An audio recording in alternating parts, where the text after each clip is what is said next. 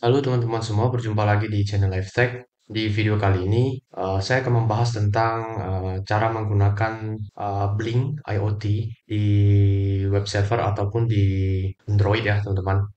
Nah, sebelumnya saya sudah pernah membahas tentang Blink, cuman dia masih versi yang lama.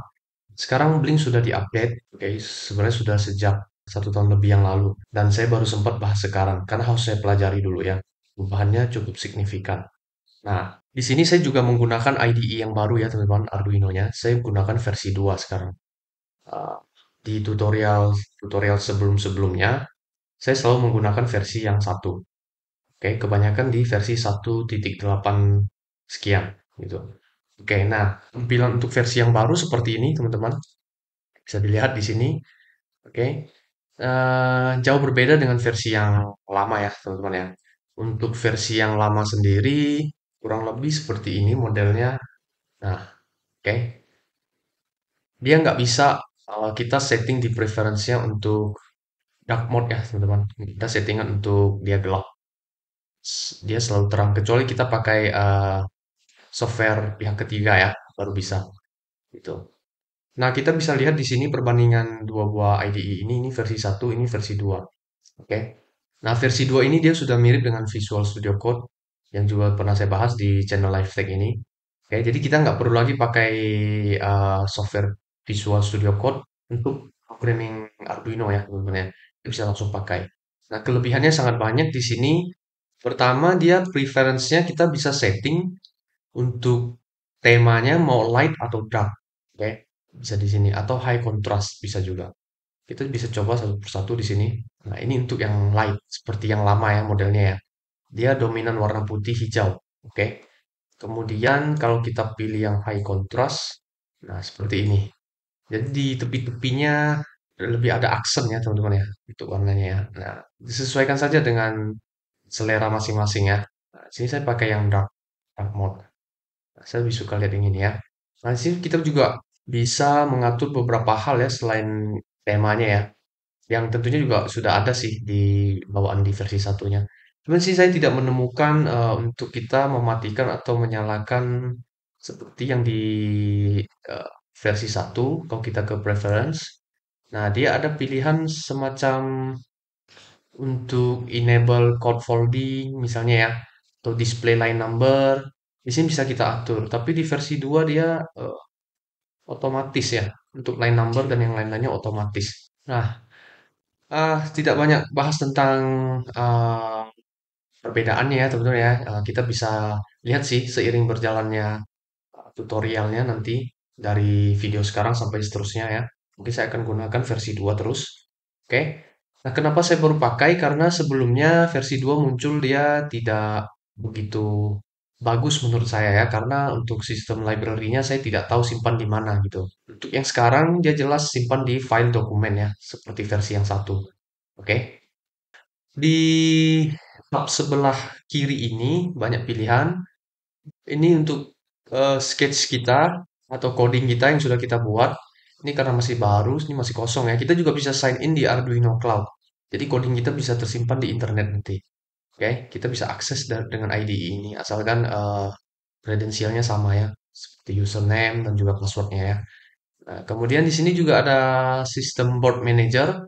Kita bisa search di sini untuk ESP32 atau ESP8266. Oke, tentunya kita harus kopikan preferensinya ya, seperti sebelumnya ya. Ini saya sudah copy. Ini ada dua di sini, ada yang untuk ESP8266, ada juga yang ESP32. Oke, saya pernah bahas di sebelumnya sama caranya ya. Cuman sekarang kita untuk cari boardnya nggak perlu lagi dari tools, kemudian board, kemudian board manager. Bisa juga, cuman dia sudah menyediakan akses yang lebih cepat di sini. Oke. Nah, di sini untuk library-nya, kita bisa search juga langsung live di sini ya. Kalau sebelumnya kan kita harus ke Sketch, kemudian include library, oke, kemudian kita manage library atau add zip. Oke, ini kalau ada library yang tidak ada di Arduino IDE-nya, kita bisa add zip. Oke. Nah, sekarang dia menyediakan tempat di sini kita mau search apa bisa langsung. Misalnya hari ini kan kita mau belajar Blink. Nah, kita bisa search langsung Blink. Nanti muncul. Oke. Nih, seperti ini teman-teman. Oke. Nah, untuk hari ini kita belajar Blink, teman-teman bisa search nanti di sini Blink, kemudian karena saya sudah install Blink, di sini tulisannya remove kan. Tapi kalau teman-teman belum install, dia tulisannya seperti yang di bawah ini, install ya. Nih, seperti ini. Oke. Teman-teman pilih yang Blink ya nanti ya teman-teman, by Follow the Mirror. Ini. Nah, pilih saja versi terbarunya nggak apa-apa. Oke.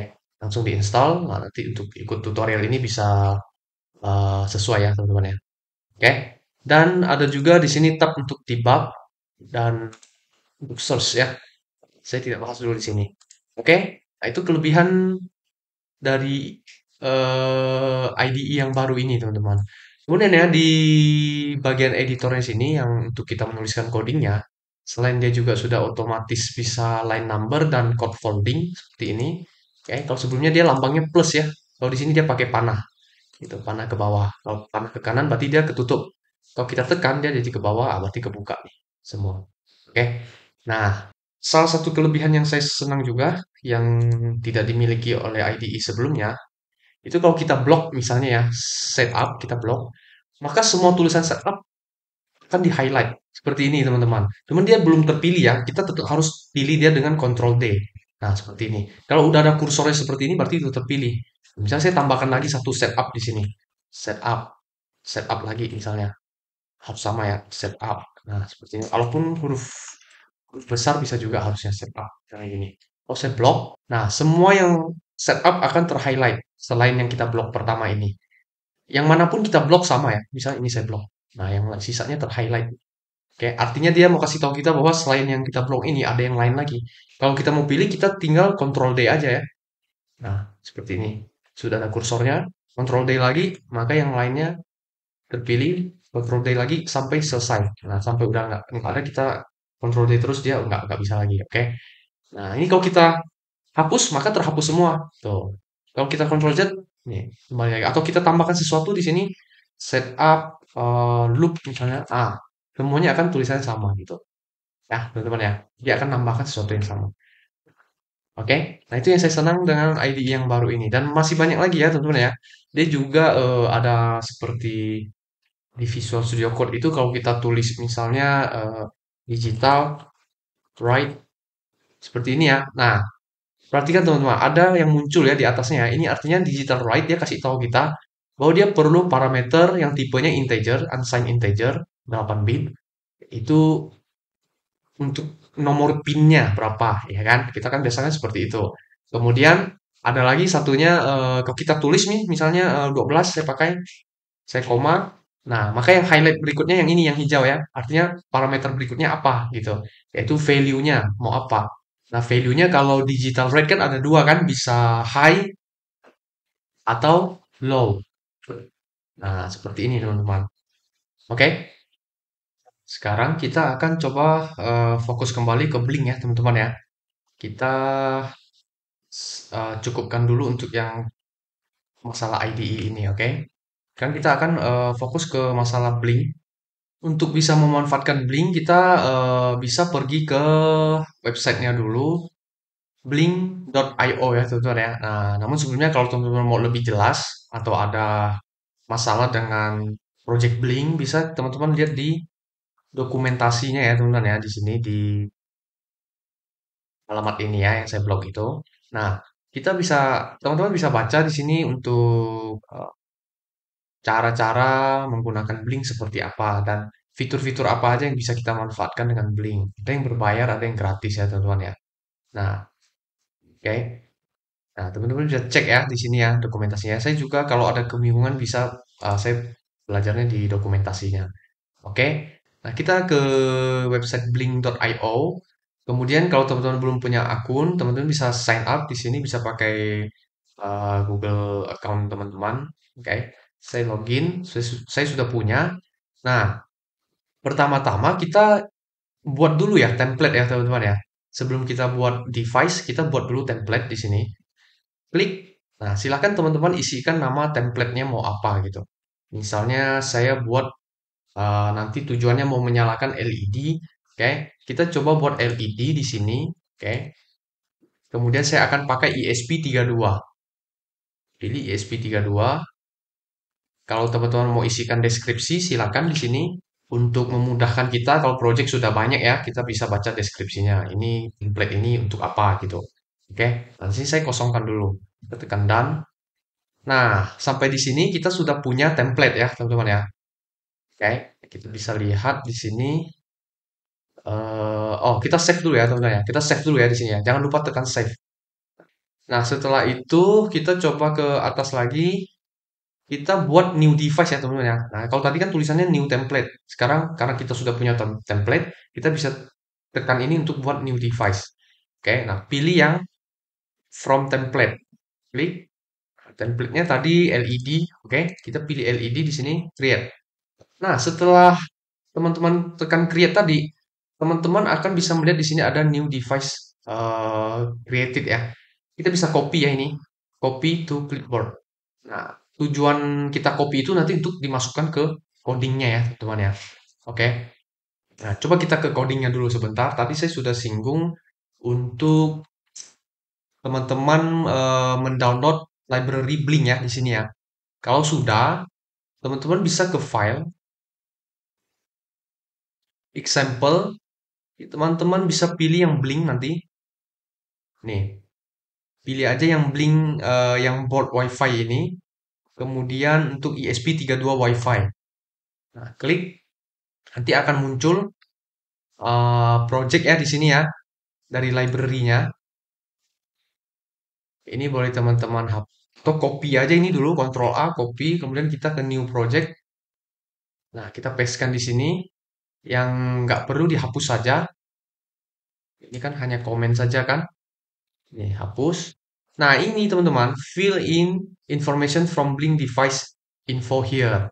Nah, inilah yang kita copy tadi teman-teman ya. Dari websitenya tadi. Oke, kita ke websitenya lagi.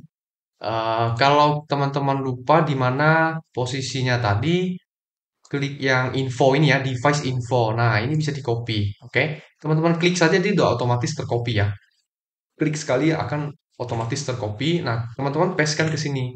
Nah, inilah autentifikasi yang diberikan oleh Blink untuk kita bisa akses atau berkomunikasi dengan servernya nanti. Oke, teman-teman. Nah, diletakkan di sini. Jangan di bawah ya, teman-teman. Jangan di bawah sini. Harus di posisi ini. Karena kita include-kan si Blink-nya ini, dia perlu data-data ini. Gitu. Oke. Nah, baru setelah itu kita isikan nanti di sini SSID kita. Oke. Sesuaikan dengan teman-teman punya teman-teman masing-masing. Ini nama WiFi-nya ya. Oke. Oke, ini punya saya. Teman-teman pakai punya teman-teman masing-masing karena kita beda-beda ya. Oke, next di bagian bawahnya ini kita nggak usah apa-apain dulu. Kita balik lagi ke webnya tadi. Oke, kita lihat di sini di bagian template LED kita buat dulu data streamnya ya teman-teman ya di sini ya. Kita buat data stream, new data stream. Teman-teman bisa pilih di sini virtual pin misalnya. Biarkan saja namanya integer final atau mau diubah sendiri juga boleh. Ini LED misalnya ya, seperti ini. Kemudian untuk pinnya kita bisa pilih macam-macam di sini dari V0 sampai V sekian ya teman-teman. Banyak sekali di sini. Kita mulai dengan V0 saja. Kemudian tipe datanya kita pilih integer saja.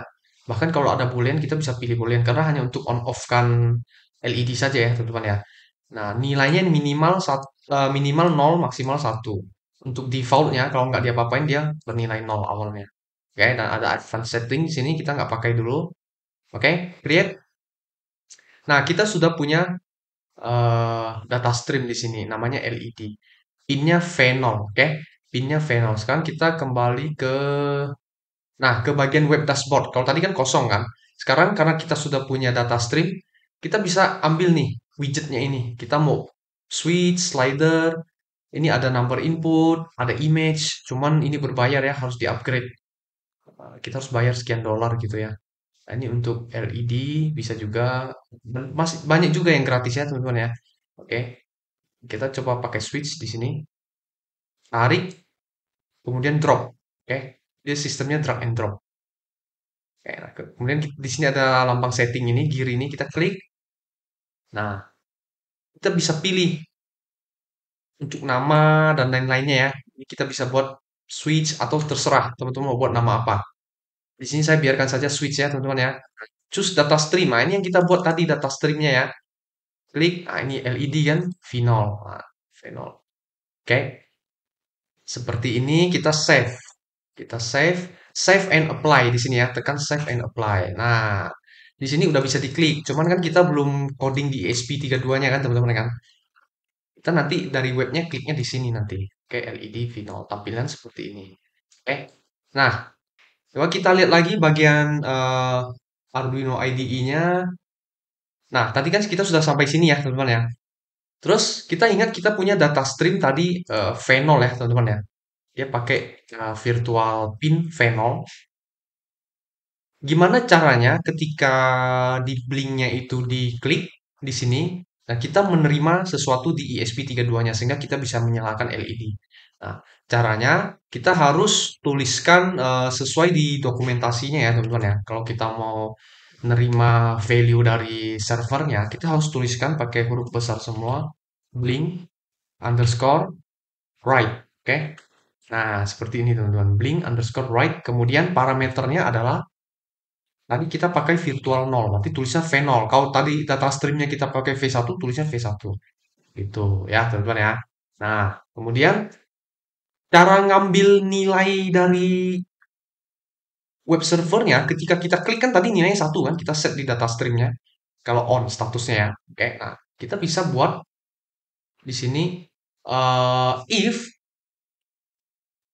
ya, if kita mau ngambil datanya, caranya gini, param, kayak param, param dot as integer. Nah, jadi kita minta objek param itu untuk ngambil data dari web servernya apakah satu atau nol gitu ya.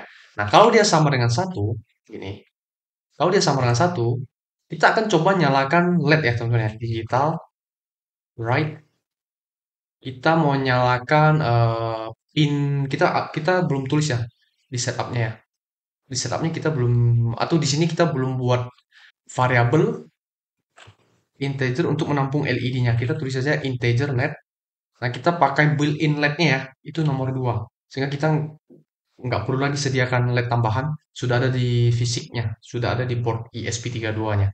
Oke, kemudian kita atur in mode-nya, LED, kita atur sebagai output. Oke, in mode-nya output. Barulah kita bisa perintahkan digital write di sini ya, si LED-nya ya. Nah, kita mau kalau nilainya 1, dia high berarti, nyala. Oke, kemudian else, kita buat else di sini. Else kalau dia bukan 1, berarti kan 0 kan? Maka kita perintahkan digital write si LED-nya bernilai low. Nah, seperti ini teman-teman. Oke, kita coba pilih dulu boardnya di sini. Sebenarnya udah dipilih. Oh ya, salah satu kelebihannya lagi kita bisa pilih board dari sini ya tentunya. Ada keterangan boardnya di sini. Oke, nah, kita cek dulu boardnya ESP32. Oke, pilih yang ESP32 dev module ya. Kemudian karena saya belum colok, sini belum belum terbaca portnya, colokkan dulu. Oke, saya sudah colok, harusnya sudah ada di sini portnya, port 7 ya, COM 7. Oke, coba saya upload sekarang. Saya upload. Nah, ini dia connecting, tekan button bootnya ya di ESP32-nya. Nah, kalau sudah ada persen, kita lepas aja yang di bawah ini ya.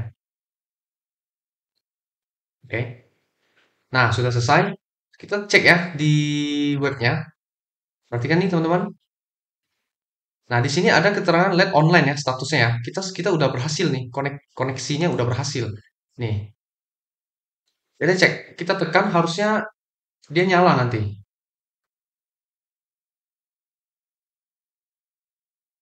Oke, tidak merespon. Kita coba debug dulu ya teman-teman ya. Kita printkan sesuatu di serial monitor ya teman-teman ya. Serial dot print line. Kita coba printkan on. Sorry, on. Nah, seperti ini ya.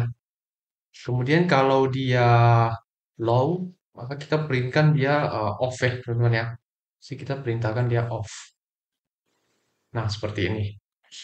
Oke. Atau kita juga bisa perintahkan di atas di sini serial dot print line untuk hasil dari paramnya ya, teman-teman ya. Param dot param dot s in. Nah, oke, kita printkan. Kita upload.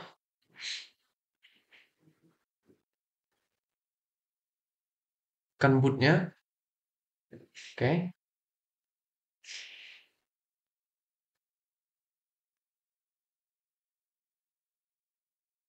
Oke, sudah selesai. Kita coba buka. Nah, ini serial monitornya nanti jangan klik yang pertama ini ya. Ini serial plotter, artinya kita nampilkan dalam bentuk diagram ya atau grafik nanti. Kalau serial monitor kita bisa tekan yang ini ya, sebelah kanan ya. Klik, nanti dia muncul di bawah, tidak seperti yang versi satu dia muncul di Windows yang baru ya, teman-teman ya. Nah, ini nggak muncul. Coba kita tekan di bagian webnya, kita coba tekan off. Tidak ada respon apa-apa ya, teman-teman ya. Oh, baru respon ya, teman-teman ya. Nih, ternyata kita harus keluar dulu nih, teman-teman. Kita harus ke bagian ini dulu, kemudian baru tekan device-nya. Baru bisa ya. Kalau tadi kita masih dalam mode apa ya? Template-nya ya mungkin ya. Masih dalam mode template-nya di sini. Iya, ya di sini nggak bisa ya, teman-teman ya. Jadi harusnya tadi kita udah berhasil. Oke, jadi kita ke bagian search dulu, kemudian ke LED-nya, baru di sini kita bisa on off kan gitu. Nah, perhatikan. Ada di ISP-nya juga on off ya, teman-teman ya. Nah, tuh, on off. Kemudian kalau kita lihat di bagian Arduino-nya, perhatikan. Kalau saya tekan sini juga ada indikator on off nih. Sekarang off kan, makanya dia munculnya off nih di bawah. Tekan lagi dia off. On, off, on, off. Nah, seperti itu ya tentunya kira-kira ya. Oke, nah sekarang kita coba lihat kalau dia menggunakan handphone seperti apa ya teman-teman ya. Nah di Play Store teman-teman nanti ketikkan ini Blink IoT ya teman-teman ya. Di search, di sini tulisannya install nanti ya teman-teman ya. Karena saya sudah install, tulisannya open. Jadi teman-teman install dulu, setelah itu di open di sini. Nah, untuk tampilan awal mungkin nggak begini ya kalau teman-teman baru pertama kali install ini. Dia akan minta login sesuaikan dengan akun yang di web server tadi ya, teman-teman ya. Nah, di website blink.iot yang teman-teman registrasi awal tadi. Setelah teman-teman eh, masukkan identitas teman-teman, dia akan mengenal dan akan login. Kalau teman-teman sudah ada template di yang web, dia juga akan muncul di sini. Contohnya ini, sudah ada muncul LED ya, teman-teman ya. Kalau belum ada, kita juga bisa buat sendiri tekan tombol plus yang di pojok kanan atas. Oke, plus. Kemudian teman-teman bisa pilih yang manual from template yang paling bawah. Nih. Nah, ada pilihan LED kan, teman-teman, di sini. Karena kita sudah buat di webnya, di sini juga ada template-nya gitu. Ya, teman-teman ya. Bisa klik aja ini nanti mau seperti apa. Kita bisa create langsung di ininya, projectnya. Nah, muncul nih device created. Kita bisa coba masukkan LED name-nya, LED.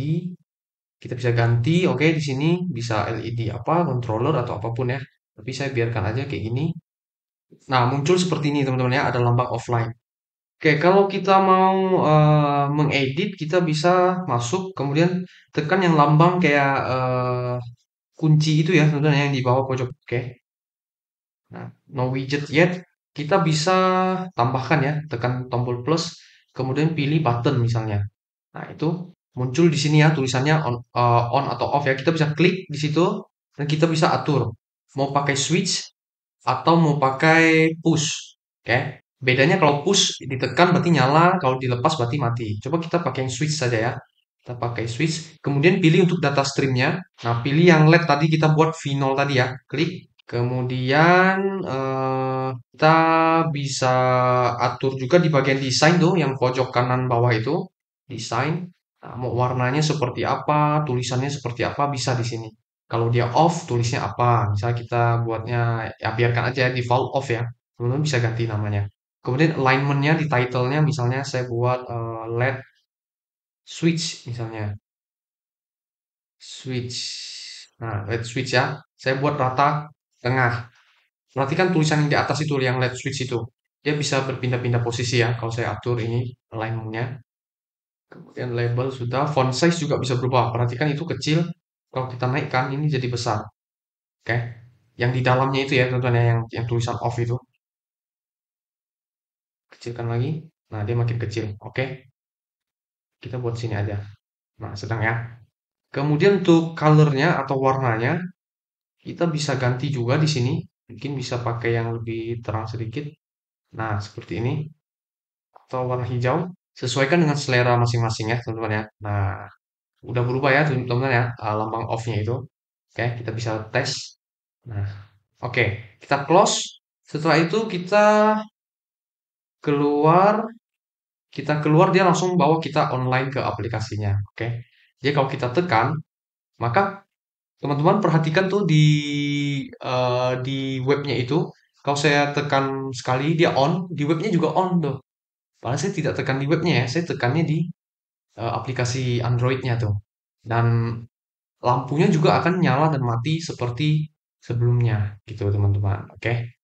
Nah, saya tidak bisa rekamkan di sini karena handphone saya pakai untuk record screen-nya ya teman-teman ya. Oke. Nah, cukup seperti itu ya teman-teman ya. Di video-video berikutnya mungkin kita akan bahas lagi bagaimana cara menampilkan data di aplikasi Blink-nya gitu dari Arduino kita. Sekarang kan kita dari ESP32 dari webnya kita kirim data ke ESP32 kan. Nanti kita akan lakukan yang sebaliknya. Oke, ini saja yang saya sampaikan untuk hari ini teman-teman. Semoga bermanfaat bagi teman-teman semua. Terima kasih sudah berkunjung di channel LifeTech. See you in the next video.